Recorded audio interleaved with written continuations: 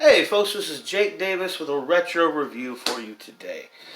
This will be my first retro review from my brand new laboratory, and if you didn't notice, I shaved. First time I shaved since I think, maybe my 32nd birthday.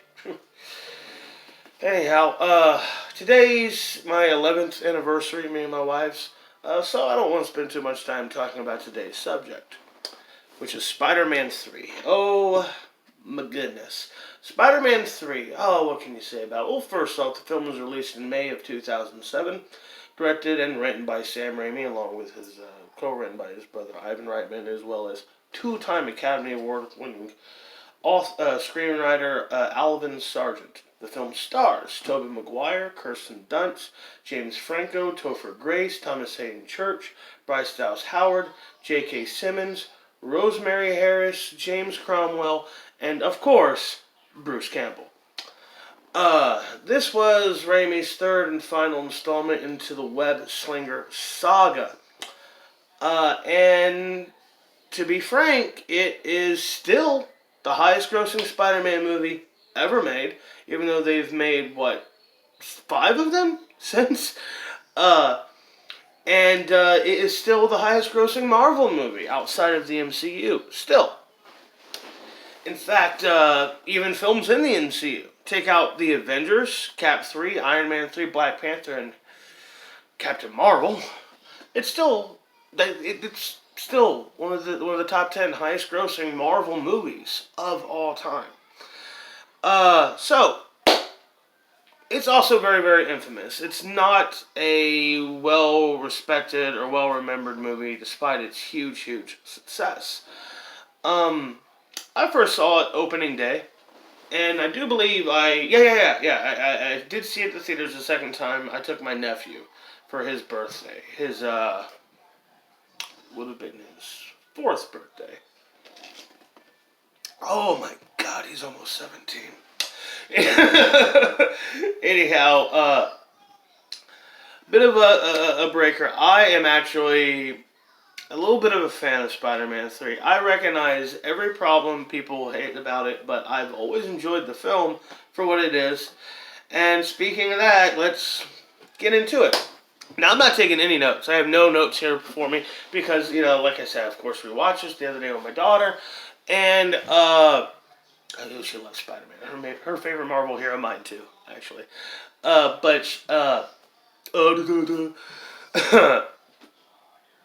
doesn't help either. Let's just get into it. I'll get scatterbrained and stuff. Alright, because, like I said, I'll have my notes. I've seen this movie enough times to get through it here.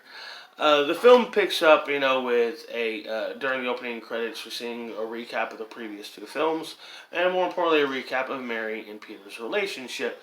At the beginning of the film, Peter Parker Spider-Man is very, very comfortable with his place in life. He's finally got the girl of his dreams. Spider-Man is finally getting respected and admired as the hero he is, and I should have wrote Spider-Man shirt, what am I thinking? Too late. Finally getting the respect he deserves as a hero. And finally being, things are falling in line. After a whole previous film of seeing Peter Parker get his ass kicked the whole film, not like physically by villains, but like just by life. It was great. It's great to see Pete at this comfortable position, but at the same time, Mary Jane Watson, his girlfriend, is also going through some serious issues. She's, her play has just, let's just keep it here for a moment. Fuck it now. She's first opened her first appearance on Broadway as a supporting role, but above title billing. Third billing is an important part, and it's a big deal for her. And she eventually gets fired from the job mainly because she can't fucking sing. Oh my god. Now, it's one thing to, it's addressed in the script. Mary Jane, they fire her because Grace don't like her. She's not a very good singer. Whatever. But don't actually cast an actress who can't sing. That's terrible. Just don't have actors intentionally throw up their flaws and their faults I mean, actors have to make themselves vulnerable, not vulnerable as it is. I don't think that was a very smart thing to do with Kirsten Dunst. And even if that wasn't the case initially, she doesn't know she can't sing. Well, that just makes it worse. Anyhow, Harry is also at the show. Peter runs into him, tries to speak to him, tries to express to him, the truth. That Spider-Man 1 ends with the death of Harry Osborn. His father, Norman, who is the Green Goblin, and at the end of Spider-Man 2, Doc Ock captures Spider-Man as the whole deal he has with Harry, brings him. Spidey is revealed, and then Spider-Man leaves because Harry's just so shocked he really can't go through with the murder, nor could he. Come on, Spider-Man just rips off the barbed wire. It's really badass. Anyhow, Spider-Man 2 is a good fucking movie. It's a masterpiece. It's one of the best superhero movies ever made. It really, really is. But that's not what we're talking about today. No, we're talking about Spider-Man 3. We go see Aunt May. And Peter tells Aunt May that, he wants to propose to Mary Jane, and she gives him the ring Uncle Ben gave her, and she tells a long story about when Ben proposed. And it's important to point out here that while this scene feels long and pointless considering, how early it is in the film, they really just had to justify bringing in J.K. Simmons and Rosemary Harris back for this movie because people love those characters. They literally both only have maybe 5, 6, 7 minutes of screen time, and it does feel forced. It does really feel forced into the film. Aunt May's scenes in this film could have been over a phone call, unfortunately.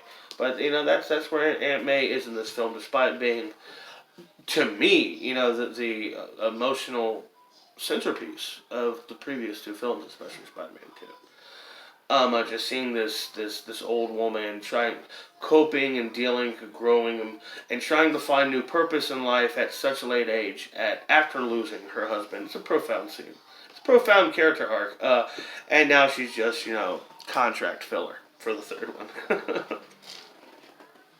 So after leaving Aunt May's, Harry, who, by the way, between the show and attacking Peter Parker right now, Harry Osborn has taken the Globulin serum and become the Green Goblin because, yes, right after this Broadway show, he went all the way back to fucking Queens to see his aunt.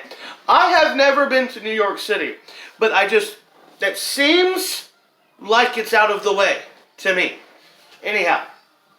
So he attacks Peter Parker, and they had this huge, very beautiful action scene in Pete's in his street clothes. He's in his new Goblin suit, if you can call it that. He's more in this fucking snowboarder space looking thing. It is really embarrassing. It's bad. It's really, really bad. I mean, as bad as Dean douchebag, what's his fucking face? Whatever the name of the guy who played Valerian Goblin. In the Garfield spy-like fucking crap movies. I hate those movies. Whatever that guy's name is, at least they tried to do something monstrous. I really hate James Franco's Green Goblin suit in this. But this is a very good action scene. It's intense. It's emotional. It looks great visually. And it ends when Peter's able to call his distraction, clotheslines, Harry knocks him off the thing, off the board, and Harry hits his head really bad, knocks himself unconscious. It's also in this moment right here we get the absolute best shot of this movie, the best use of practical effects in the entire trilogy. This huge, long, a wide shot of a stuntman jumping off the side of a building, falling maybe 10 feet, and then shooting the web and going down. I mean, the fuck just happened?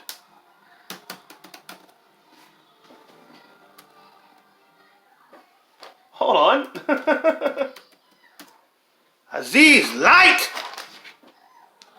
Much better, thank you, Aziz. Anyhow.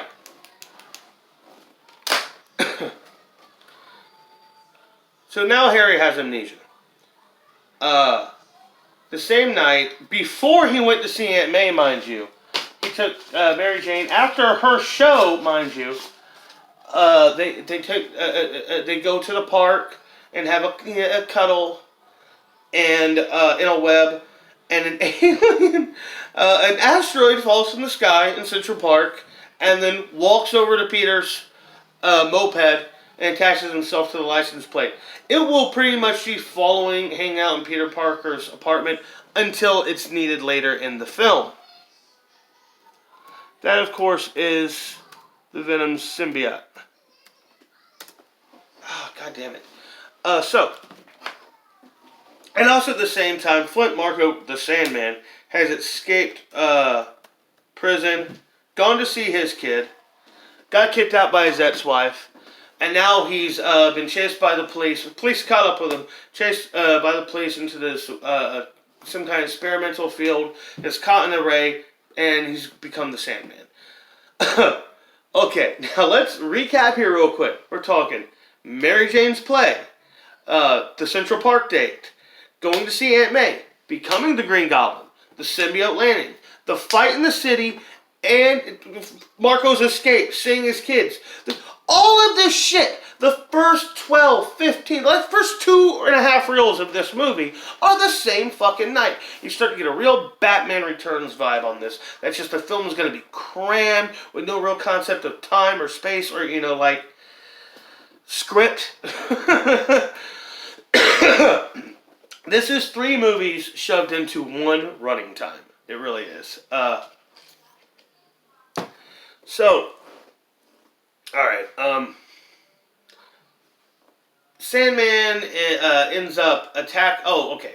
We meet Gwen Stacy, which Pete already knows from school. We meet Gwen Stacy when there's this big crane thing, and this is shortly after Mary Jane's been around the time Mary Jane gets fired. There's a big crane thing, knocks out this huge hunk of building, and somehow Gwen Stacy was the only life in danger in this whole ordeal. Spidey's able to catch her, where he meets his rival photographer, Eddie Brock, played, unfortunately, by Topher Grace. Now, look, just let me say this about Topher Grace now. Topher Grace does a fine job with what's in this movie. Now, this is not, this is not Eddie Brock in the comics. I think both Eddie Brock and Tom Hardy tried to bring a little bit of likability, where, you see him kind of getting beat down and mistreated, where he eventually becomes the more bitter Eddie Brock as the film goes on. But Topher Grace plays him as this straight up delusional creep. And, the Foremanisms, for lack of a better word, Those hurt the performance and the gimmick, and yes, he's just, even after putting on muscle and putting on weight, he just looks so much like a fucking Twizzler. The man's a Twizzler. There's just no getting around it. If you want to see a more intimidating, a more chilling performance as a villain from Topher Grace, I suggest you see Spike Lee's Black Klansman, where he plays the monster, David Duke. Anyhow, So, and by the way, Eddie Brock is totally delusional. Like I said, in his mind, Gwen Stacy is his girlfriend. He even introduces himself to her father, the captain of police, Captain George Stacy, as his daughter's boyfriend. He's a total creep, and he's definitely trying to steal Peter Parker's job. Later on, we run into the Daily Bugle. And they're both trying to sell J. Jonah Jameson, who, just like Aunt May, and they're just giving random things in the film to say just to validate his contract. And he basically said, whoever brings me a photograph of Spider-Man with his hand in the cookie jar, they get a job. So, a competition which, once again, isn't going to be addressed or dealt with until it's relevant for the story. Around this time, Peter finds out that Flint Marko, the Sandman, this guy who's, whoa, shit. I'm just having kind of a fucking comedic episode here now, aren't I? Hang on, I might end this with a one-man Three Stooges routine here. Anyhow, Flint Marko's the real guy who killed Uncle Ben, and this is a total fucking stupid retcon. And it's while he's still going through the emotions here that the symbiote Well, he's all distressed and shit. The symbiote finally attaches itself to him, feeding on his pain. Great scene of him swinging around the city in the symbiote suit, and then the symbiote won't be addressed again until it's needed for the film. This is the problem with Spider-Man 3, man. It's not a story. It's a comic book. It's a one page at a time. It's really an incredibly, painfully weak narrative. And that's ultimately the film's fault. So now we have... Oh my god. Alright, I'm just trying to keep track of this crap. I should have taken notes. There's too much in this fucking thing. Now, because of the crane ordeal, Spider-Man's having Spider-Man Celebration Day. He's getting the key to the city. Oh, by the way, Harry Osborn has amnesia. Doesn't remember anything after his father's death. Doesn't even remember Spider-Man particularly being... Spider-Man even being involved. Mary Jane's been fired. So she's like really depressed. So she kind of leans on Harry Osborn, who has this new outlook on life, which is the best performance in the film, acting wise. James Franco's really, really good as Harry Osborn. I even said way back in the day before he even started shooting Spider-Man 3, that this kid who didn't even know comic books unknowingly ended up getting the absolute juiciest character in all of Spider-Man lore, and that is the very, very tortured character of Harry Osborn. Now, Pete, again, is in his own world. He's just so wrapped up in glory right now and everything. He ends up kissing Gwen at the celebration upside down for a photo shoot, which is, of course, just wounds Mary Jane Watson. I'm going to stop explaining. I've stopped explaining things that happened in the previous two films, because please just go watch those. They're better movies. So the Sandman is now trying to rob an armored car. Him and Spider-Man get into a fight there. It's a cool fight, but the Sandman gets away. Spider-Man has to stop the runaway car, save the drivers. And there's a great gag at the end. Spider-Man's on a rooftop, emptying the sand out of his shoe. Where do these guys come from? That is the most Stan Lee moment in the whole fucking movie, man. I love that little bit right there. Every time I see it, I like that. That bit gets a smile out of me. It really does. So, oh god, there's all kinds of stupid shit that happens around this period. Just long sequences. Peter and Harry hang out at his place. MJ and Harry hang out at his place and, have an accidental unintended kiss, which triggers the Green Goblin memories to come back. Peter starts getting more and more obsessed with it. The Sandman stalking him, decides to go hunt the Sandman in the symbiote suit, where he intentionally thinks he murdered the Sandman, opens a drain pod. But at the same time, to be fair, how else are you gonna fucking stop somebody like that? And you killed your last two fucking villains. I mean, he let the Green Goblin. He kind of let them both just kill themselves, really. Which is kind of the theme of this trilogy.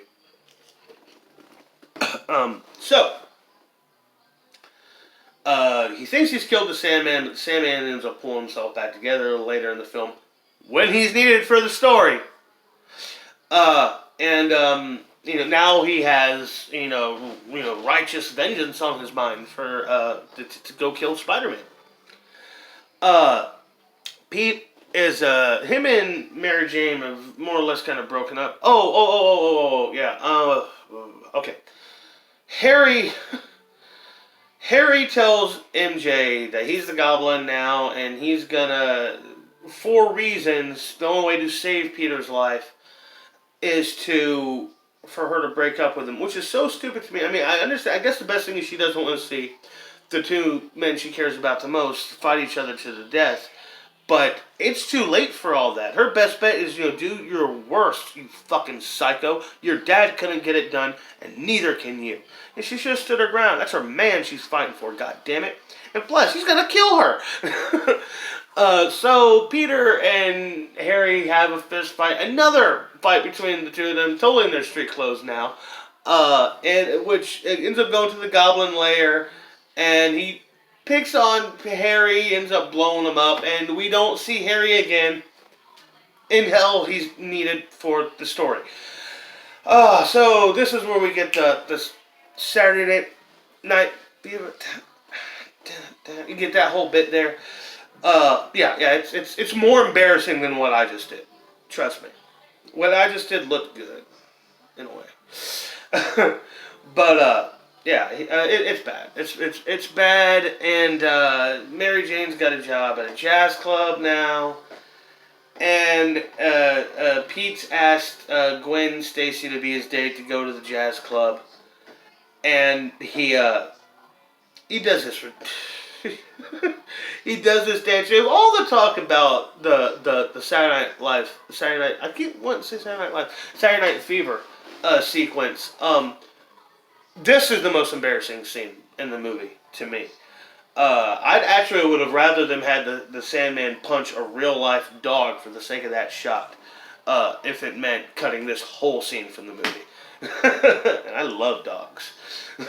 But, I mean, come on, this was bad. He does this ridiculous piano thing and dance where he uses his Spider-Man powers. It is really an embarrassment. Now, I understand that, you see, I really feel that with a lot of ways the look and the huge cast and all the overlapping stories, and not Mary Jane's song, this ridiculousness, the dance number. There's more dance. There's like seems to be this subconscious effort to make this film a fucking musical, and it's just not grooving, man. So Gwen Stacy ends up being really just repulsed by Peter's behavior. Leaves the bar. The bouncers try to get him the fuck out of there, but he's Spider-Man, so he just kind of pushes him around. And in his battle, he pimp slaps Mary Jane.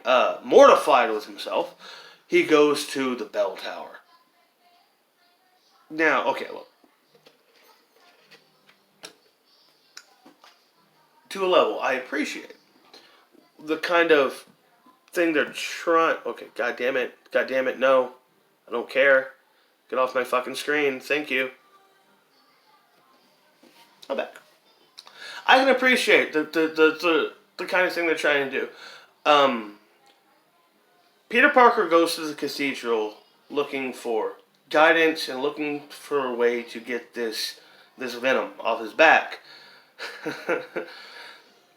Eddie Brock goes to the cathedral looking for a way to seek vengeance on Peter Parker, and they both get what they want. It's kind of a twisted look on religion. I appreciate that to a degree, even as a religious person. But it's not explained well. You know, it's not really played well. It really comes out of nowhere, like everything in this movie. So Eddie Brock is Venom now, and Aunt May comes in a random scene that just totally slows the movie down. Totally. Eddie Brock hunts down the Sandman, and by the way, in the comics, because of the symbiote's connection with Peter Parker, Spider-Man has no spider sense with Venom. But they just dropped spider sense altogether for this third film. I mean, he just doesn't have it at all. People fuckers sneaking up on him the whole fucking movie. So we got, so now Venom and Sandman have teamed up, and they've kidnapped Mary Jane because of course they have. And Spider-Man goes and begs Harry for help, who's scar-faced. And before Harry goes, his butler admits that, yeah, your dad was the Green Goblin. And by the way, did you not figure out that there's a goblin room already built, prepared for you in your home, but it took you that long to figure out your dad was the fucking homicidal psychopath who tried to murder you and your girlfriend in Times Square? How fucking stupid are you? This is the worst plot point in the whole fucking film. And the worst performance. I don't know who that old man is, but giving him that dialogue and keeping that scene was an injustice and disrespectful for that man. Show it some other way. Show it some other way. I doubt that actor was happy with that performance. How could he be? If he could even fucking see it. Goddamn, that fucker was dying during take. Anyhow, we're finally to the climax of this film. And it is Spider-Man and Harry, eventually, fighting the Sandman, a giant Godzilla Sandman, and Venom end up trying to save Mary Jane. I gotta point out that great sequence. I mean, great action, great looking stuff, beautiful effects. Except for the cuts back to the reporters, which was bad acting, and the cuts back to J.K. Simmons, which just all felt like filler. None of it really needed to be there. Could have had something else going on. It just didn't work. It just didn't work for those. And the scene is action-wise is actually very well done. Really intense. This cool monologue. I've always loved the line where Venom goes, I like being bad. It makes me happy. Eventually, Harry takes a blade, jumps in the way. Harry uses the heat from his glider to turn the Sandman's arm to glass and break him apart, and Sandman's just out of the fight for the rest of the match. Now it's a handicap. It's elimination style. Harry jumps in the glider. Venom stabs him with his own glider, impales him, and now, Harry's eliminated. Spidey figures out that, some bars rattling during the fight earlier, plus that with the bell tower, figures out, it's loud noises, it's sonic energy. It's not as if, Kirk Connors didn't, more or less tell him such a thing. Wait, no, he told him the symbiote. Oh, my bad, that's my bad. So yeah, he creates a sound cage, which is pretty cool. I always thought the sound cage scene was pretty cool. Pulls Harry out with Eddie out of the Venom suit, which they recreate this very, very famous Venom cover, which I liked. And they pull him out of the suit. He grabs one of the pumpkin bombs, throws it into the symbiote, and no matter what you think about that movie, I dare you to sit there and tell me the part where the symbiote suit, as its entity, after all of the hate and nastiness it's fed off of Peter and Eddie, stands tall as its own form and its own being and monster. That's fucking cool. That was so cool, man. That's one of the coolest parts of the whole movie. But, Peter hits the thing in, grabs the pumpkin bomb, throws it in, and he'd rather die with the beast, and it blows him up. So, then we get actually a very well acted, touching scene where he, I didn't mean to kill your uncle. The gun just went off. I'm sorry what I did to you. Nothing else can ever take it back. Peter forgives him for the sake of his own soul, not so much the Sandman. Fuck him. And he lets the Sandman go, which my wife pointed out when we were watching the other night. Yeah, sure, everything else, dealing with stuff. But why'd you let him go? Didn't he just kill a bunch of cops? Him and them just killed a lot of people, dude. So, and then the touching scene where Mary Jane and Peter hold Harry's hands while he slips away. Was done, the last words telling Peter, you're my friend. I love you, this kind of crap. It's touching, it's sad, because, And somewhat, I seem to remembering, please correct me if I'm wrong, but I seem to remember Harry Osborn dying in the comics, saving Peter Parker's life. Reluctantly, in the last minute, had to do it. Anyway, so to recap, what that happens is, I read it in really negative, as someone who just hated the movie back when it first came out. Just broke it down very simple, Venom fries, Harry dies, and the Sandman blows away. I like that. But yeah, I don't know who said that, because it was a fucking post I read 13 years ago. And it ends with another fucking song. Kirsten Dunst is singing it again. And Peter walks in and they hug and the movie fades to black while we listen to a terrible Snow Patrol song. And that's another thing, Mary Jane is like a horrific performer. In Spider-Man 2, she totally forgets her lines while she should. I think it's the importance of being earnest is what she's in that. Totally forgets her lines. The whole scene, it totally drops characters out of character. Just because she sees Peter Parker in the front row, who isn't even her boyfriend at this time. And then in the second one, she sees Peter walk into the thing, which, by the way, at this time, not only her ex-boyfriend, but the last time he was in this building, he beat up the bouncer. So she just stops the song, steps off the stage, and they start dancing. Where are they dancing to? The song's over. You stop singing. Stupid. Anyhow. To wrap up, yeah, I like Spider-Man 3. I enjoy this movie. It has problems. For incredibly cluttered clusterfuck of a movie. It's fun, but at the same time, for all the things and all the characters and all the stories going along in this film, why is it so slow? Why are there so many scenes where just nothing's going on in this film? Is it an embarrassment? Not really. Not honestly. I mean, look at the money it made. Look at the legacy it left. Look at how it kind of changed comic book movies. And then there is the Curse of 3. Batman 3. X-Men 3. Iron Man 3.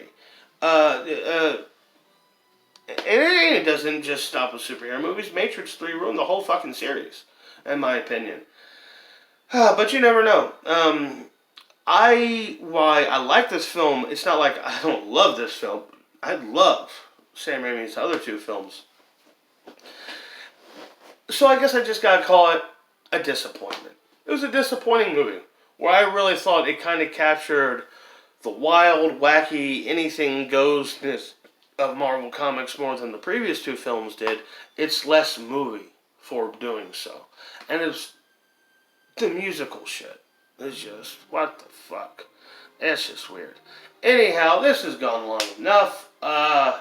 What do y'all think of Spider-Man 3? Let me guess. You hate it. But at least it's better than Andrew Garfield. I'm Jake Davis, and I'll catch you on the fly.